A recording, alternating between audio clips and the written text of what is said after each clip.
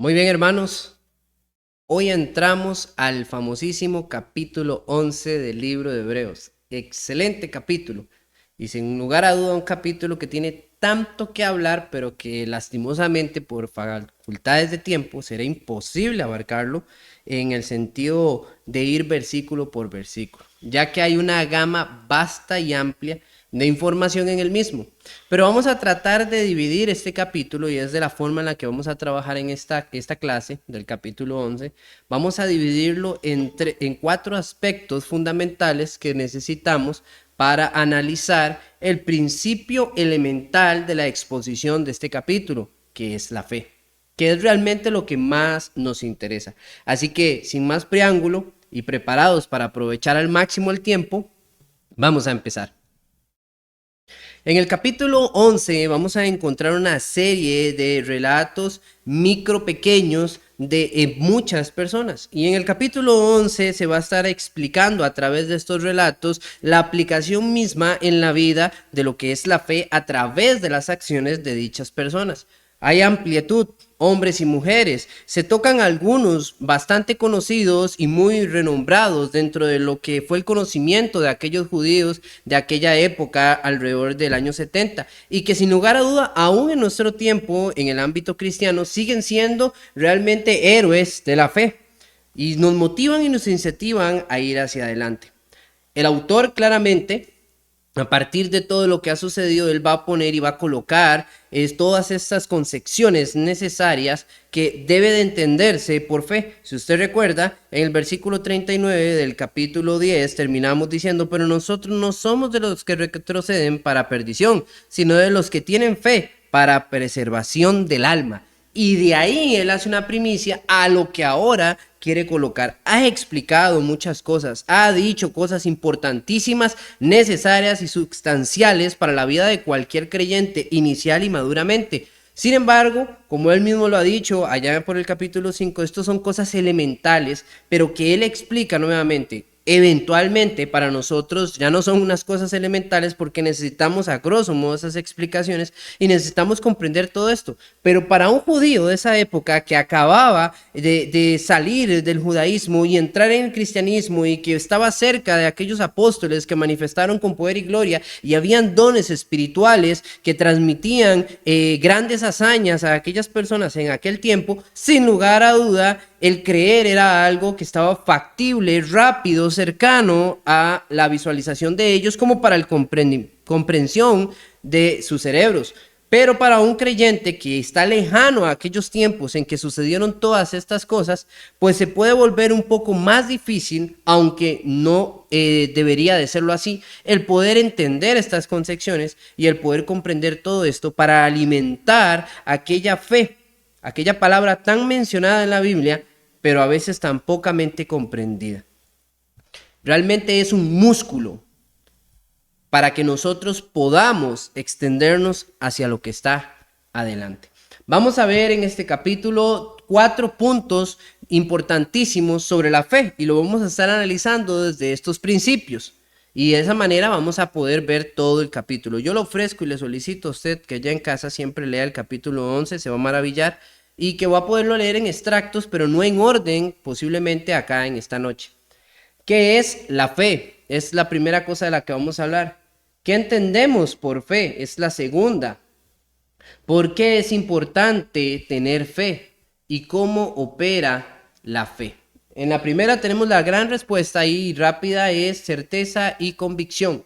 En la segunda pregunta, cuestionamiento, tenemos Dios es el creador como respuesta básica. Una respuesta muy simple, ¿verdad? Pero vamos a tener una mejor respuesta a esto. Y ¿por qué es importante tener la fe? Dios solo se agrada de los que tienen fe, en nuestro tercer cuestionamiento. Y en el cuarto cuestionamiento, en la demostración de sus siervos. Así que vamos a continuar y vamos a entrar por lo primero. ¿Qué es la fe? La argumentación corta y directa como definición proviene del primer versículo del libro de Hebreos, que dice así: ahora bien, la fe es la certeza de lo que se espera y la convicción de lo que no se ve. El autor deja el capítulo 10 hablándonos de la seguridad que debemos de tener en Dios y cómo debería de ser manifiesta por nuestra fe. Por esta razón, la necesidad de aclarar este punto es esencial. ¿Por qué? Vamos a entender que el autor ya había intervenido en el pensamiento de que una concepción como estas, que pudiera ser tan sencilla, mis hermanos, pudiera haber estado lejos realmente de la comprensión real, o que en algún momento lo entendieron y la desplazaron, la fueron olvidando y la fueron dejando a un lado. Creer. Realmente ellos estaban atrofiados mentalmente. Lamentablemente es algo que necesitamos notar y apreciar. Por eso fue que el autor, allá en el capítulo 5, del versículo 11 al 12, él les mencionaba sobre la problemática de las cosas que él quería explicarles a ellos, pero que era difícil porque ellos habían hecho tardos para comprender estas cosas. Por eso les dice, otra vez tenéis necesidad de que alguien os enseñe los principios elementales. Ellos tenían una necesidad fundamental, ¿y cuál era? Volver otra vez a aprender las cosas básicas. ¿Quién puede ser salvo si no es a través de la fe, hermanos? ¿Quién no se acerca a Dios si no es a través de la fe? ¿Quién no va a creer si no es a través de la fe? ¿Quién no va a obedecer si no es a través de la fe? ¿Y quién no va a vivir si no es a través de la fe? Hermanos, es algo esencial y básico, pero que a veces escapa de nosotros los creyentes, no porque no lo hayamos acogido en nuestro seno, sino porque pensamientos, o argumentos falsos o algunas concepciones ideológicas extrañas comienzan a hacer basura y, como dijo Pablo, son comezón de oído que nos perturban y nos alejan al final de cuentas de las sanas enseñanzas.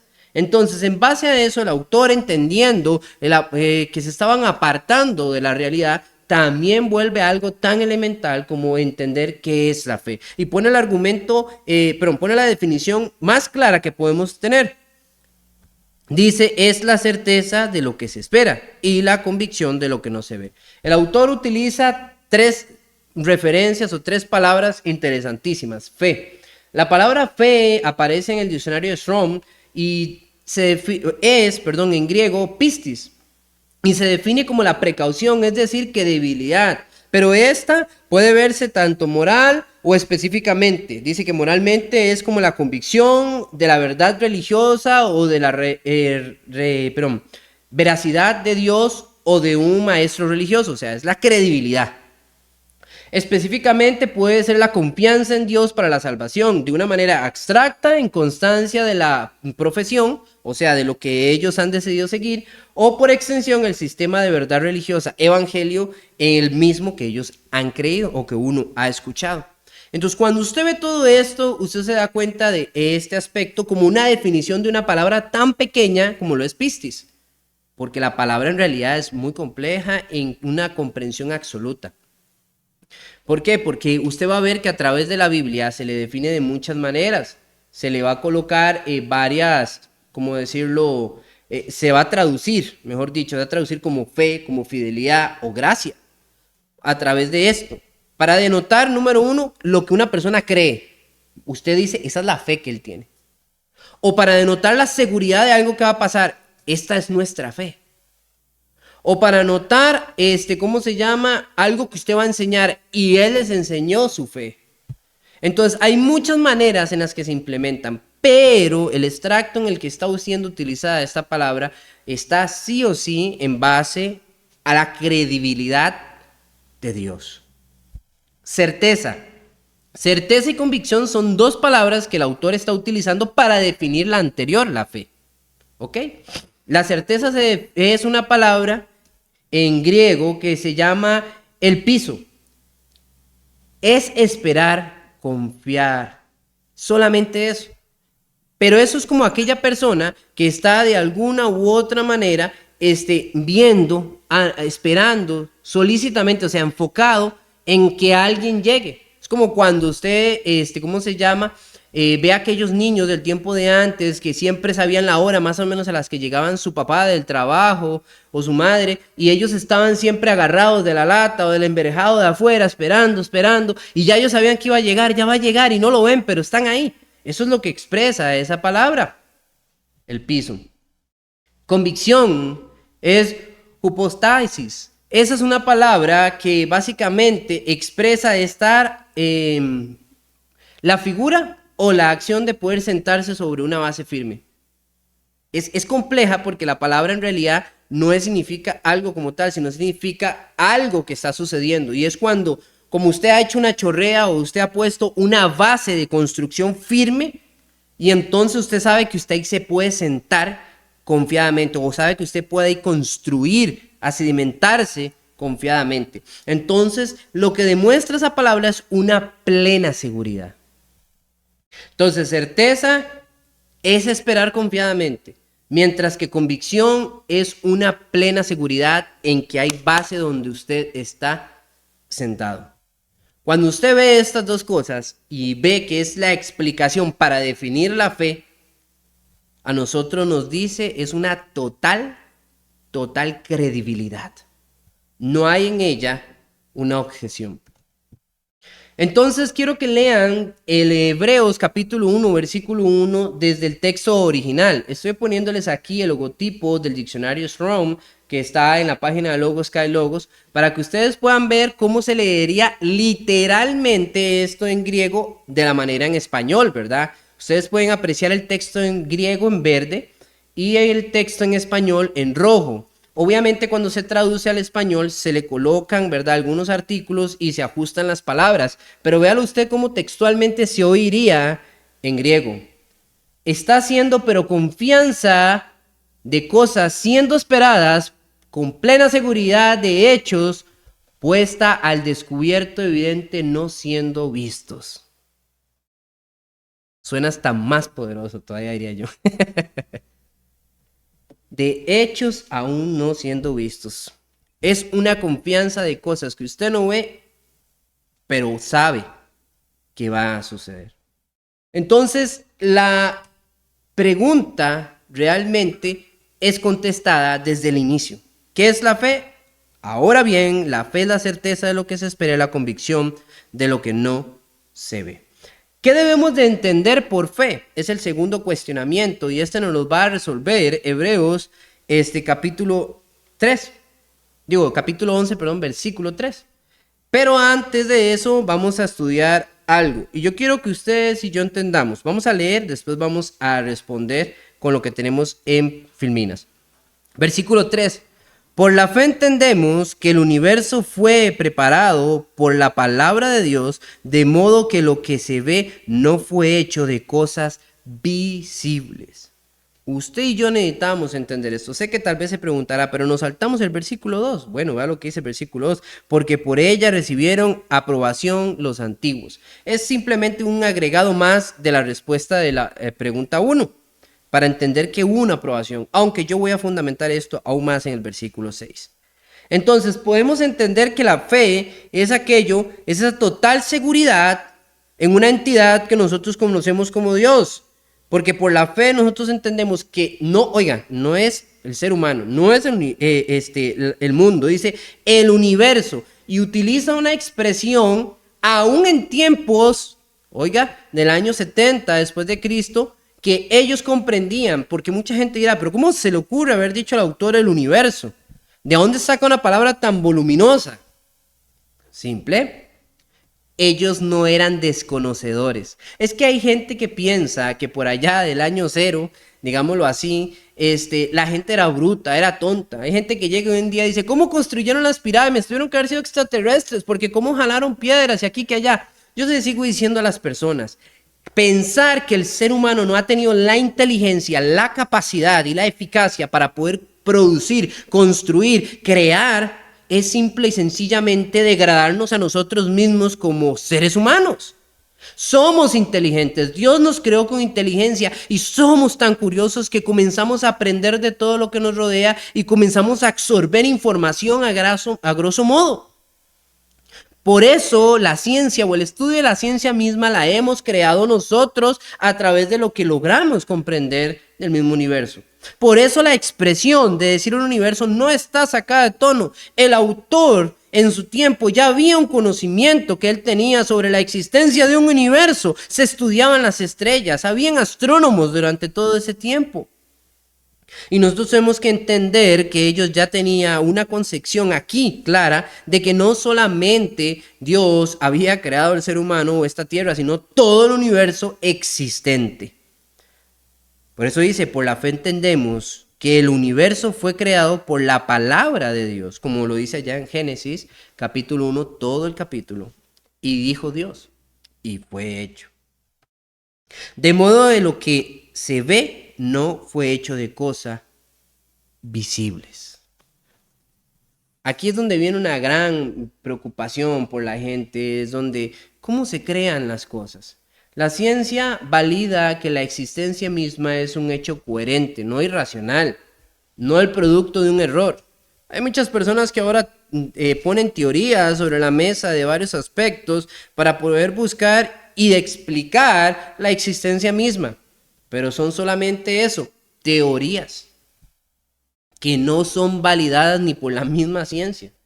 Nada surge de la nada. Esta fue la expresión de Parménides, un pensador griego, filósofo, que él llegó a la conclusión de que nada puede provenir de la nada. Y esa alusión o ese pensamiento le dio paso a la creación de los argumentos o de lo que nosotros conocemos como el método científico. De ahí proyecta el estudio individual de la coexistencia misma de todo lo viviente y de todo lo que sucede en este planeta para poder entenderlo. El método científico está basado en tres aspectos: observación o observancia, hipótesis y experimentación. Observación, que usted y yo vamos a ver que algo sucede constantemente una y otra vez en el mismo orden. La hipótesis es analizar, pensar y poder colocar sobre la mesa opciones de cómo esto se puede desarrollar y producirse. Y por último, usted y yo vamos a tener la última, que es algo claro: experimentación, que en base a prueba y prueba y prueba y prueba y prueba se logra tener una respuesta consistente de lo que es el resultado de una verdad. La gente dice, es que venimos de la evolución. Pero aquí hay algo muy chistoso. Nunca ha habido un ejemplo, ni uno, de evolución espontánea. O sea, nunca hemos visto que un pájaro se convierta en un mono para argumentar muchas cosas. Entonces, por eso dicen que el hombre desciende del mono, porque es el que más se parece. Irónicamente, el hombre se parece más internamente a un cerdo que a un mono. Incluso si fuera por el ADN, el banano tiene unas codificaciones de ADN similares a las del ser humano. Es que no es que de dónde provenimos, es que toda la esencia y la materia misma subsiste por un mismo ser, y ese es el principio que nosotros deberíamos de entender. La Biblia nos da la argumentación de que la creación de todo está en manos de Dios, y es importante que usted y yo entendamos que sí, hasta todo comprende un hecho de que todo ha sido algo existente. Pero como hay una referencia importante que nada proviene de la nada, entonces de algo tiene que venir todo lo que existe. Entonces hay muchas argumentaciones que podemos ver. Voy a pedirles a los hermanos presentes que me ayuden desde el texto de Nehemías hasta Apocalipsis. Así que en orden como los voy pronunciando, me van levantando la mano y se los voy cediendo para que los puedan leer. Génesis no, de Nehemías en adelante. Nehemías 9:6. Tú solo eres Jehová, tú hiciste los cielos y los cielos de los cielos con todo su ejército, la tierra y todo lo que está en ella, los mares y todo lo que hay en ellos. Y tú vivificas todas estas cosas y los ejércitos de los cielos te adoran. Siguiente. Que formó la luz y creó las tinieblas, que hago la paz y creo la adversidad. Yo, Jehová, soy el que hago todo esto. Siguiente. Dice, ¿quién encerró con puertas el mar cuando se derramaba saliéndose de su seno? Cuando puse yo nubes por vestidura suya y por su faja oscuridad, y establecí sobre él mi decreto, le puse puertas y cerró. Y dije, hasta aquí llegarás y no pasarás adelante. Y ahí parará el orgullo de tus ojos. Siguiente.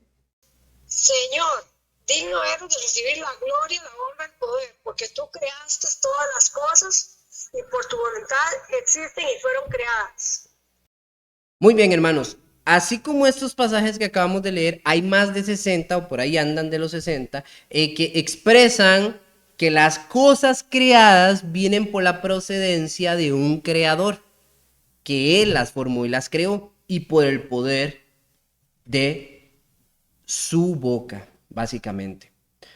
Él parece que puso los límites, parece que ordenó, parece que ajustó y puso a girar el rodamiento no solo de la Tierra, sino del universo mismo, para que coherentemente todo funcione en una manera cronológica y exacta y precisa, para que haya vida tanto en este planeta como para que la función general del universo mismo no colapse. Si usted se pone a ver, es interesantísimo. Usted puede ver un reloj. Un reloj funciona a través del aspecto de muchas tuercas constantes que internamente se mueven con una precisión. Y lo mismo pasa con el universo. Y así como el reloj tiene un diseñador, alguien que lo pensó, lo reflexionó, lo creó y lo ajustó, de la misma manera el universo mismo. Pero hay un argumento de todos los pasajes que es similar al que hace el autor del libro de los Hebreos, pero se encuentra en Romanos capítulo 1, versículo 19 al 20. Y quiero que me acompañen, si usted puede allá en casa leerlo, pero yo se los voy a leer porque es uno de los argumentos más poderosísimos. Todos los demás son buenos y son poderosos, no voy a decir que no, pero esto es algo interesantísimo que Pablo dice aún en sus tiempos. Dice: porque lo que de Dios se conoce les es manifiesto, pues Dios se lo manifestó. Porque las cosas invisibles de Él, su eterno poder, deidad, se hacen claramente visibles desde la creación del mundo, siendo éstas entendidas por medio de las cosas hechas, de modo que no tienen excusa. ¿Cuál es el punto aquí? Que todo lo creado, todo lo que vemos, todo lo que existe, no pudo haber aparecido así ya. No pudo haber estar y ya. Nada puede provenir de la nada, sino que el mismo razonamiento del ser humano al ver la existencia misma, la vida, la naturaleza, el ecosistema y la precisión de todas las cosas, que incluso cada año vamos aprendiendo más del mundo, nos dan a entender a nosotros algo claro. Alguien tuvo que haber diseñado esto. Y ese alguien es el creador. Ahora, entonces la argumentación es clara. La creación misma no se pudo haber formado por un error.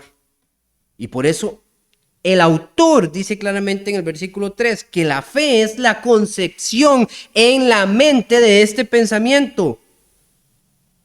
De modo que lo que se ve no fue hecho de cosas visibles. ¿Y qué decía Pablo? Su eterno poder se ha manifestado a través de las cosas visibles. O sea, lo que no conocemos es lo que creó lo que conocemos. Y la única respuesta de eso es Dios. Cuando usted y yo apreciamos esto, entendemos que para tener fe, esa fe que nos está hablando las Escrituras, es que nosotros necesitamos creer en la existencia de un creador, de un diseñador de todo lo conocido. Dios se muestra a nosotros día a día, solo que nosotros a veces no lo apreciamos. Y vendrá el razonamiento, la pregunta, el cómo, a través de todo lo creado. La tercera pregunta en análisis que vamos a tener para ir avanzando en este capítulo dice: ¿por qué es importante la fe? La fe es importante y lo expresa en el versículo 6. Y sin fe es imposible agradar a Dios, porque es necesario que al que se acerca a Dios crea que Él existe y que es remunerador de los que le buscan. Hay dos principios fundamentales que el autor está hablando y que ha utilizado dos ejemplos puntuales antes de, que están en el versículo 4 y 5, ¿verdad? El primero es Abel. Dice que Abel alcanzó testimonio de justo en su vida. Leamos. Por la fe, versículo 4, Abel ofreció a Dios un mejor sacrificio que Caín, por lo cual alcanzó el testimonio de que era justo dando Dios testimonio de sus ofrendas. Por la fe, estando muerto, todavía hablaba. Porque la palabra ya, ¿verdad? Cuando usted va a Génesis capítulo 4 nos dice que Dios le habla a Caín y le dice, la sangre de tu hermano clama a mí desde la tierra. Interesante. Y algunos dicen que cuando usted se muere no hay ya más existencia.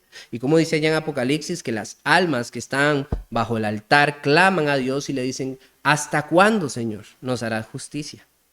¿Y quién es la primera alma que cayó ahí para clamar justicia? Abel, el que alcanzó testimonio de justo.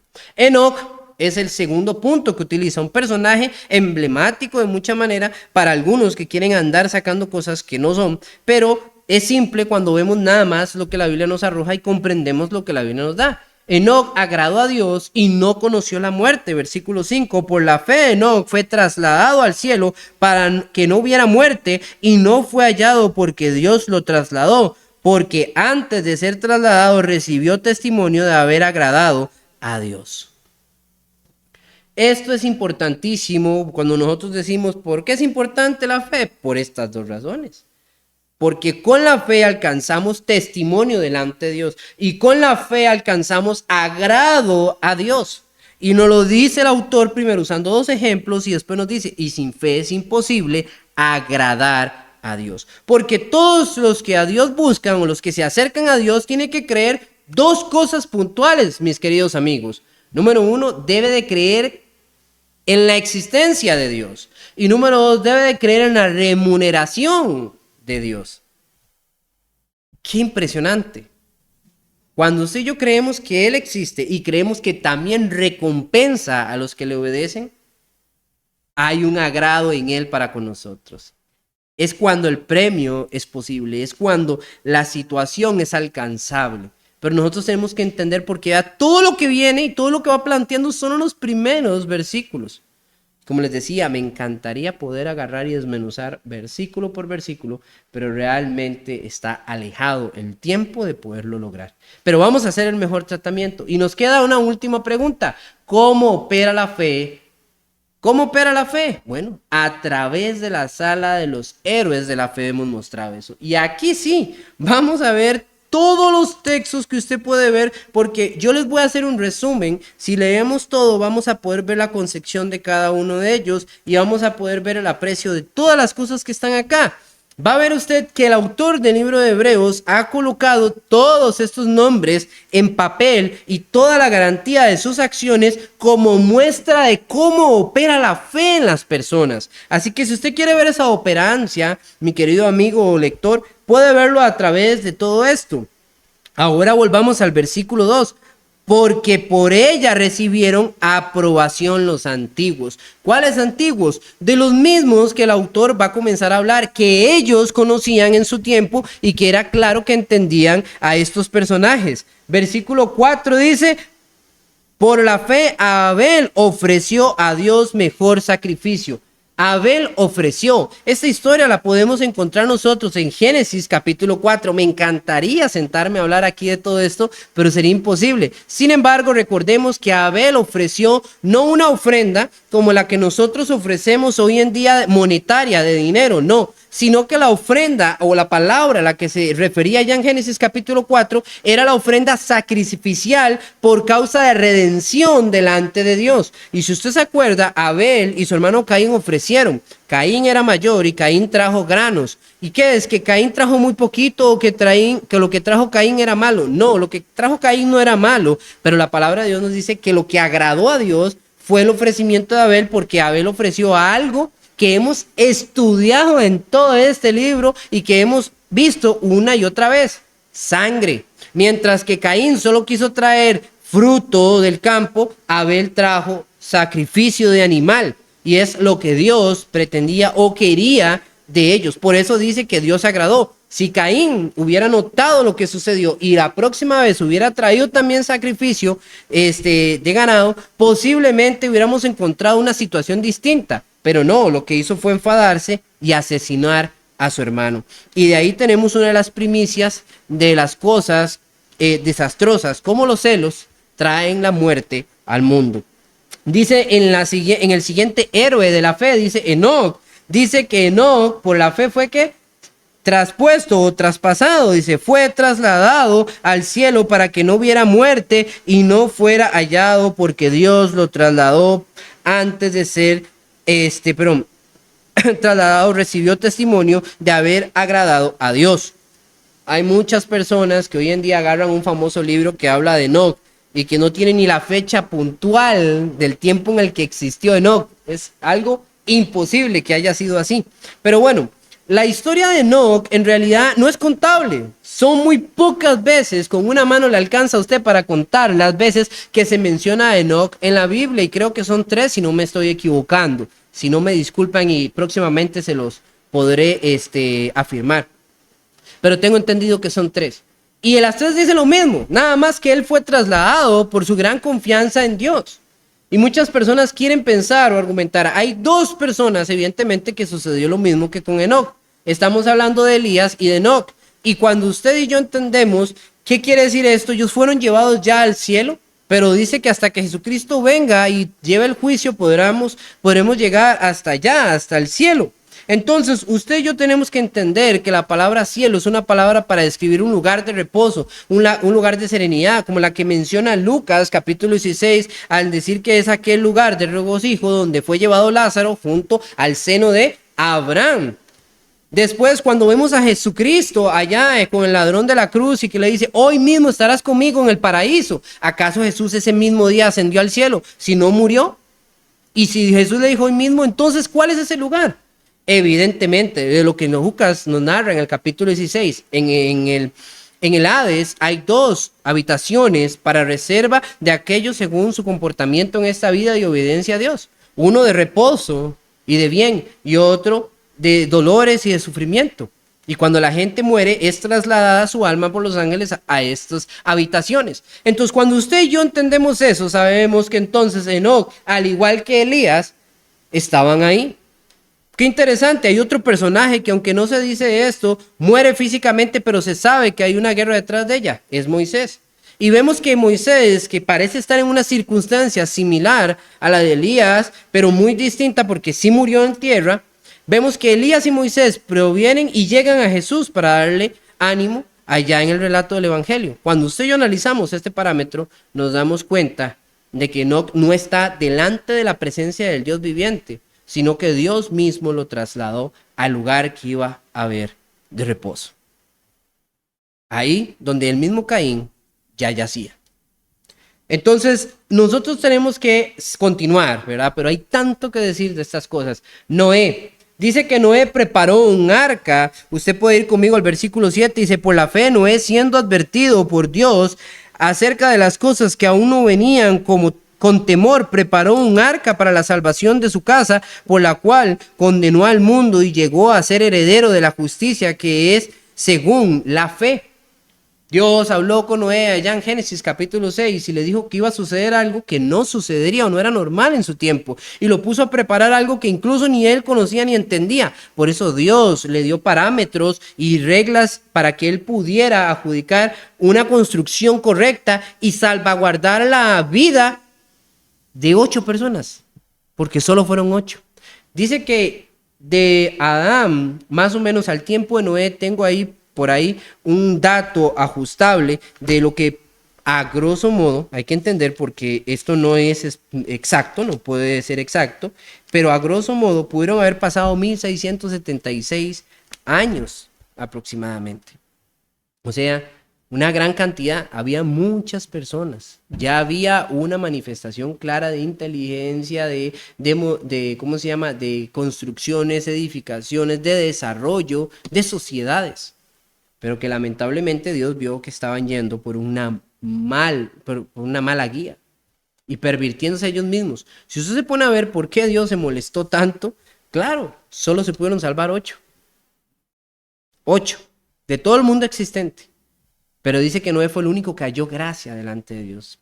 Y cuando Dios le habló, él preparó un arca. La fe, ¿cómo operó en él? Él obedeció lo que Dios le dijo. ¿Cómo operó Enoc? Obediencia también hacia Dios. ¿Cómo operó Abel? Obediencia también hacia Dios. Continuamos. Abraham partió.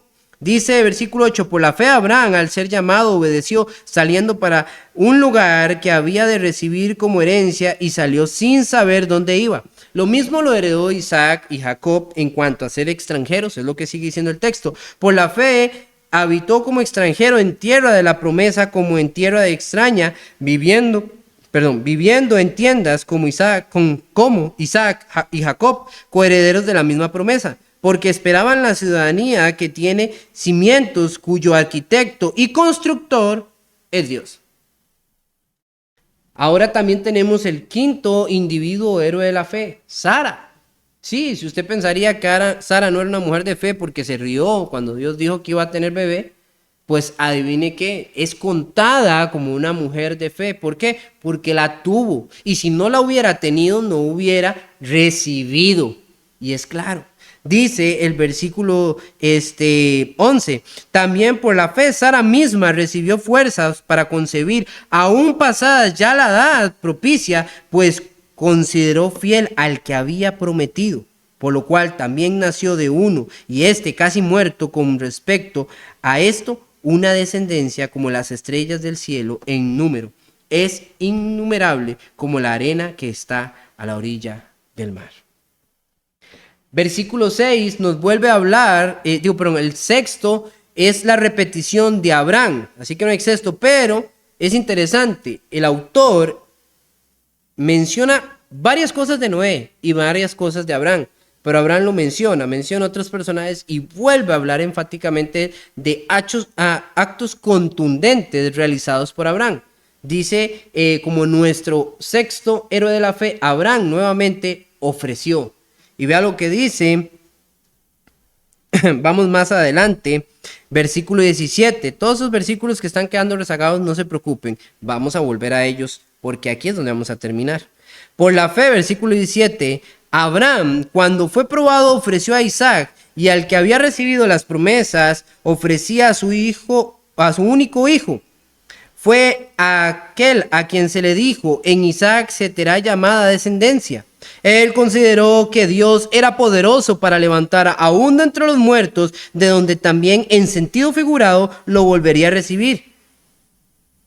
Entonces, cuando usted y yo vemos esto, es importantísimo creer el hecho de que Abraham era tan grande su fe en Dios, que cuando Dios le pidió a su hijo Isaac como un sacrificio, no rehusó a dárselo.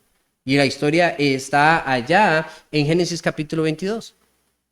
De hecho, de ahí viene nuestra frase famosa en el cristianismo, que es Dios proveerá. Y dice que él creía tanto en Dios que él sabía que aunque él asesinara a su hijo para ofrecérselo a Dios, Dios se lo podía devolver dentro de los muertos.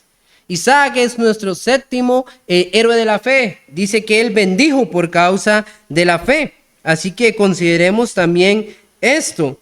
Dice, versículo 20, por la fe bendijo Isaac a Jacob y a Esaú, aún respecto a cosas futuras.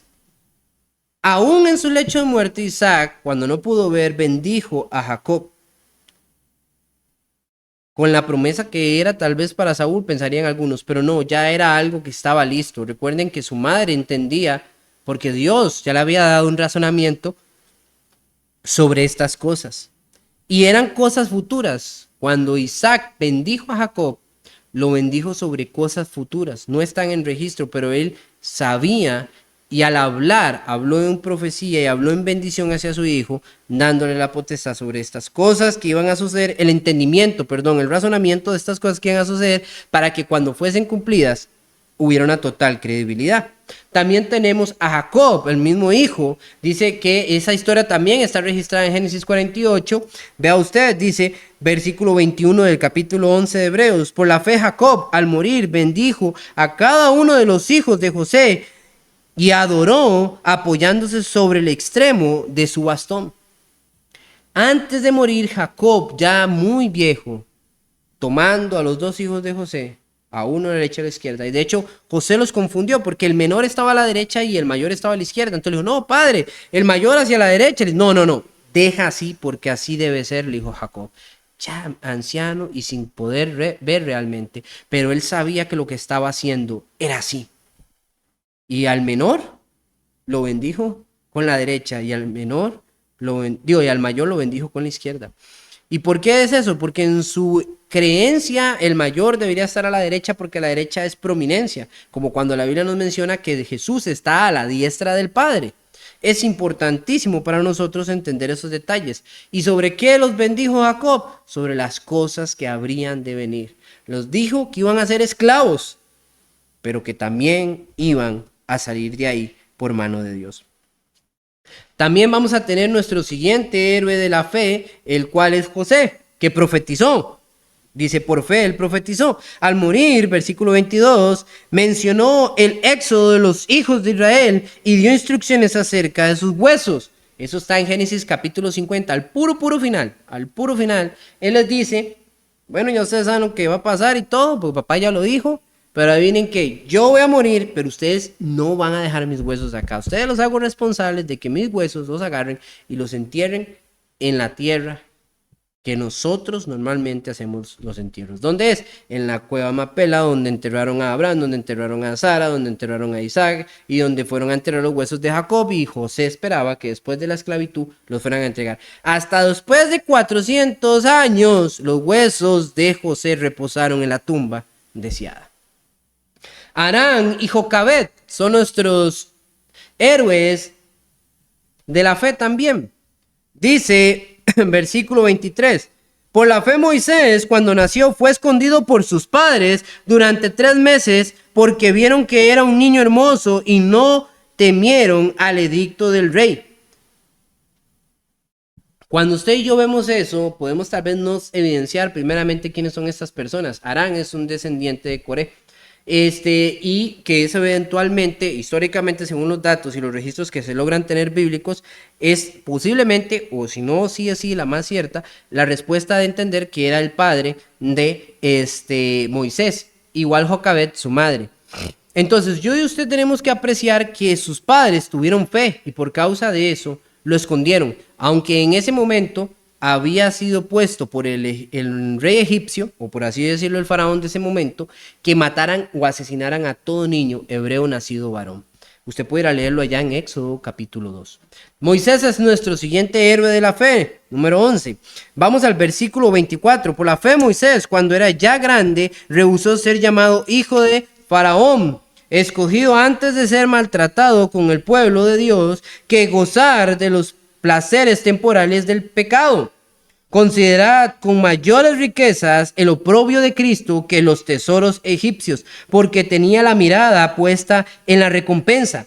Por la fe salió de Egipto sin temer la ira del rey, porque se mantuvo firme como viendo al invisible. Por la fe celebró la Pascua, el rociamiento de la sangre, para que el exterminador de los primogénitos no los tocara. Cuando usted y yo vemos todo eso, es un rápido resumen de todo lo que pasó en el libro de Éxodo.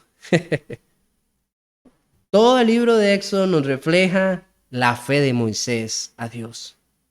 ¿Y cómo logró todo esto Moisés y todos los personajes anteriormente dichos? A través de la obediencia. Obedeciendo las palabras de Dios. Nuestro héroe número 12, Josué, dice que a través de la fe rodeó los muros. Y yo y usted podemos extendernos y seguir hacia adelante. Dice versículo 30 del capítulo 11. Por la fe cayeron los muros de Jericó después de ser rodeados durante 7 días. ¿Quién fue el que logró esta hazaña? Josué. Josué fue el que consultó a Dios y ante una ciudad amurallada con muros impenetrables. ¿Usted ha visto El Señor de los Anillos? Piense usted en esa ciudad de Aragón gigantesca y grande que era impenetrable. Lo mismo pudo usted haber imaginado sobre Jericó, una ciudad que tenía muros tan grandes y que Dios destruyó simple y sencillamente mandando al pueblo de Israel a girar 7 veces durante 6 días. Y el último los hizo caer, el 7º. Vamos a tener otro héroe y este es una persona interesantísima y poco común. Rahab, la ramera, dice que recibió a los espías por fe. Dice el versículo 31, por la fe por la fe la ramera Rahab no pereció con los desobedientes por haber recibido a los espías en paz. ¿Y qué más diré, pues? Tiempo me faltaría para contar de Gedeón, de Barak, de Sansón, de Jefté, de David, de Samuel y los profetas, quienes por fe conquistaron reinos, hicieron justicia, obtuvieron promesas, cerraron bocas de leones, apagaron la violencia de fuego, escaparon del filo de espada, siendo débiles fueron hechos fuertes, se hicieron poderosos en guerra, pusieron en fuga a ejércitos extranjeros. Cuando usted y yo vemos todo eso, hay un nombramiento de personas que ellos conocían y que nosotros conocemos, y que algunos, aunque nos dice lo que hicieron, también los podemos inferir. Entonces tenemos al número 14 a Gedeón, que conquistó, a Barak, el número 15, que hizo justicia. Ahí tal vez algunos van a decir faltó Débora, pero la Biblia solo menciona a Barak. Al parecer, a Barak lo que tenía era miedo de ir a la guerra, hasta que Débora fue con él, fue que lo hizo, pero él no fue para conquistar de esa manera, sino para hacer justicia. ¿Por qué justicia? Porque al final él mismo, en el cántico de la historia de ellos, engrandeció a la persona que realmente logró hacer lo justo, y que fue Jael, una mujer que con un vaso de leche y una estaca en la cabeza de Sísara logró resolver el problema que habían tenido. Léalo usted en Jueces capítulo 4, está muy bonita esa historia, como todas las demás que usted puede leer seguramente de estas mencionadas en el autor del libro de Hebreos. El héroe número 16, Jefté, que obtuvo promesas, el hombre que se enfrentó con 300 nada más, a aquellos que eran más de 120,000. El número 17, David, dice que Daniel, puse David, es Daniel. Daniel tapó boca de león. En Daniel capítulo 6 vamos a encontrar a este personaje, el cual es lanzado a un foso por no querer dejar de adorar y alabar a Dios como él normalmente lo hacía. En nuestro héroe 18 son 3 personajes, Ananías, Misael y Azarías, los cuales fueron arrojados en un horno de fuego por el rey Nabucodonosor y no les pasó nada, ni un pelo se les quemó. Daniel capítulo 3. Samuel, no nos dice exactamente a qué se refiere Samuel, pero si usted va y lee Samuel, usted va a ver las grandes cosas maravillosas, y yo pensaría que debe de estar en la mención de todo lo que hizo desde 9 años de edad hasta su longeva edad. Número 20 de nuestros héroes, David. Este escapó siendo débil y se hizo fuerte, poderoso en guerra. Y eso tenemos también todo lo que es el final de 1 Samuel y 2 Samuel, y tenemos 1 y 2 de Reyes, Primera de Reyes y Primera de Crónicas para contarnos todos esos relatos y acciones que tienen que ver con David. Y ahí, aún en la cabeza del autor, hay más que no son mencionados. Versículo 35. Las mujeres recibieron a sus muertos mediante la resurrección, y otros fueron torturados, no aceptando liberación a fin de obtener una mejor resurrección. Yo me animo a decirles que aquí está hablando de aquella mujer que le dio a Elías, a él un lugar para estar. A Eliseo, un lugar para estar, y que a un día llegado que se le murió su hijo, Eliseo se lo resucitó. Y yo pensaría también que de la otra referencia que está hablando en este versículo 35, usted y yo entendiéramos que se habla de Jeremías, posiblemente, un profeta que él rehusó a tener las cosas fáciles, sino que se quedó con el pueblo y aún así sufrió amargamente. Versículo 36, otros experimentaron vituperios, azotes, hasta cadenas, prisiones, fueron apedreados, aserrados. Todos saben que fue Isaías aserrado. Tentados, muertos a espada, anduvieron de aquí para allá, cubiertos con pieles de ovejas, de cabras, y destituidos y afligidos y maltratados. Aquí se está refiriendo claramente a Eliseo, de los cuales el mundo no era digno, errantes por desiertos y montañas, por cuevas y cavernas de la tierra, y todos estos, habiendo obtenido aprobación por su fe, no recibieron la promesa. Todos trabajaron por fe en lo que usted y yo ya vimos como 2 puntos, claros y bien denotados desde el versículo 6. Y sin fe es imposible agradar a Dios, porque es necesario que el que se acerca a Dios crea que Él existe y es que remunerador. O sea, ellos sirvieron a Dios porque creyeron en Él, obedecieron. Y si usted se pone a ver todos los ejemplos de estas historias, nadie aquí la tuvo fácil. Nadie. Todo lo que tuvieron que hacer por mandato de Dios fue cosas complicadas y difíciles, ciertamente duras para su proceso. Y muchos la hicieron con dudabilidad, muchos las hicieron, fallaron en el proceso, como lo es Sansón, falló, pero vea usted al final de su historia cómo su fe volvió y después destruyó a más de los que había destruido en su vida. En su muerte finalizó acabando con más vidas de enemigos. Entonces usted y yo tenemos que entender que al final todavía el autor coloca que la trascendencia de ellos no vino a nada bien. Murieron inclusive perseguidos, golpeados, azotados, aserrados. Usted no sabe qué es ser aserrado, es que los pusieron boca abajo, con los pies para arriba y con las manos para abajo y con un serrucho los cortaron a la mitad. Todo ese tipo de muertes atroces que sucedieron, usted y yo tenemos que entender algo. Ese fue el final de muchos de estos héroes de la fe. Algunos murieron en paz, otros murieron de maneras catastróficas. Algunos fueron exaltados, otros fueron perseguidos. Algunos fueron toda su vida llevados a golpe y garrote y al final pudieron lograr pasarla bien. Otros comenzaron bien y terminaron mal. Pero fue su fe lo que los mantuvo. Y aún así murieron sin haber visto la promesa, que era lo que ellos esperaban. La salvación que venía de parte de Dios. El ser llevados a un lugar más grande. Al llegar a aquel lugar donde estaría. Dice que ninguno. Así que esto también encaja a Enoc que dijimos al principio. Por eso les digo, Enoc no puede estar delante de la presencia de Dios. Tiene que estar en el lugar, sí, donde les reposan las almas. Pero no hay. Por esta misma argumentación. Versículo 39 de nuevo. Y todos estos, habiendo obtenido aprobación por su fe, no recibieron la promesa. ¿Por qué? Aquí viene la respuesta. Porque Dios había provisto algo mejor para nosotros a fin de que ellos no fueran hechos perfectos sin nosotros. Usted y yo tenemos que entender aquí algo interesante. ¿Por qué Dios no los premió? ¿Por qué Dios no se los llevó al cielo? Porque si Dios se los hubiera llevado a todos ellos ya, ahí hubiera acabado todo. Pero Dios mirando hacia el futuro venidero, en nosotros aún presentes, en el que está aquí en esta clase en vivo en este momento, el que me acompaña y el que esté incluso viendo la repetición de este video o la pueda ver 5 o 20 años si es que Dios nos presta vida, él aún visionando y viendo todo lo que había por venir, no los llevó.